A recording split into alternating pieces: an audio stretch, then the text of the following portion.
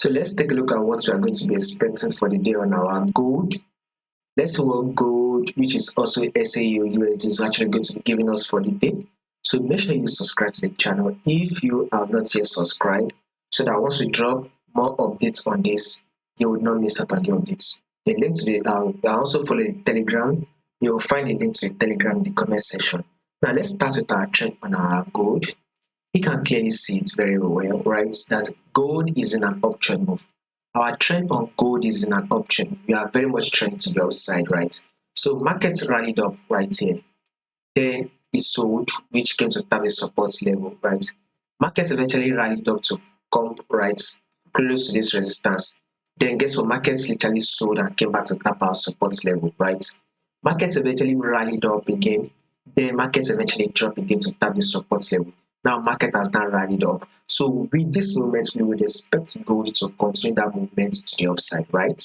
That is what we'll be expecting. But when you take a look at this movement, if you have to zoom it in, this is day 1 of market opening and closing bullish, day 2 of it opening and closing bullish, then it comes the day 3, day 4, and this is the day 5 of market opening and closing bullish. So for good 5 days straight, gold literally gave us a bullish of its open and close bullish for the day. Then this is the 6th day before markets eventually closed bearish, which is just the pullback, right? The market has just given us the pullback.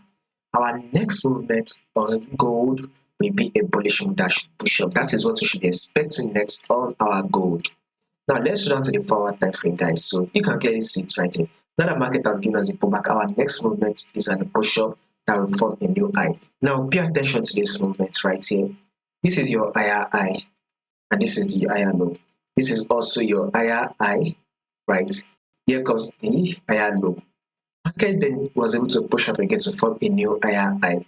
This is a pullback that came to tap higher low right here. So this is it. We've highlighted this level. Remember, this is going to be a key level. Markets eventually came back up to tap this resistance and dropped to our support level. Now this is it right here. So now that market has already tapped this support level, we will be expecting a rejection, which market is currently doing that. Market is currently rejecting. So we'd expect that rejection to continue to it is able to hit a level of 4770. So 4770 should be our next target. More updates on this will be covered for you guys. So make sure you subscribe in order for you to miss out on the updates.